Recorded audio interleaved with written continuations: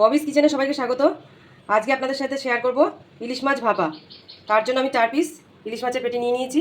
এখানে 2 চামচি কালো সর্ষে, 2 চামচি সাদা সর্ষে আর সামান্য পোস্ত আর 4টে কাজু বাদাম ভিজিয়ে রেখে দিয়েছি খানিকক্ষণ জলে, আর 4টে গোটা কাঁচা লঙ্কা আর টক দই। এবার আমি এগুলো সব মিক্সিতে পেস্ট করে নেব।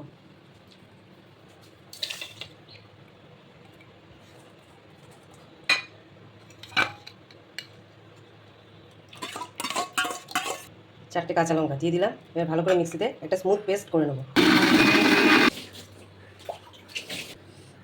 এবার আমি মাছগুলোর মধ্যে এই পেস্টটা দিয়ে দেবো।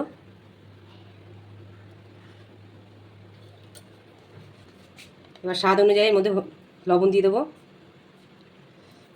হলুদ দিয়ে দেবো,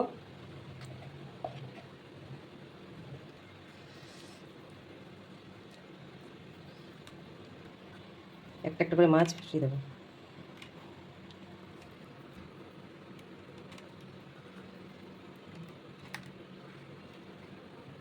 এবার গোটা কাঁচা লঙ্কা দিয়ে দেবো।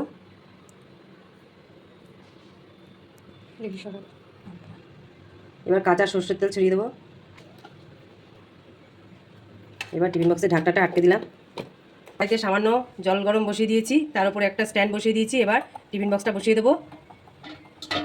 আধ ঘন্টার জন্য এটা থাকবে। এবার একটা বড় ঢাকনা দিয়ে চাপা দিয়ে দেবো। আধ ঘন্টা পর এটাকে আমি খুলে নেব। ইলিশ মাছ ভাপাটা আমার হয়ে গেছে, কড়াই থেকে নামিয়ে নিয়েছি। এই দেখুন কি সুন্দর হয়েছে, দারুণ একটা টক দই গন্ধ এসছে, সর্ষে আর টক দই, কি দারুণ। ভাতে ইলিশ মাছ ভাপা দারুণ লাগে।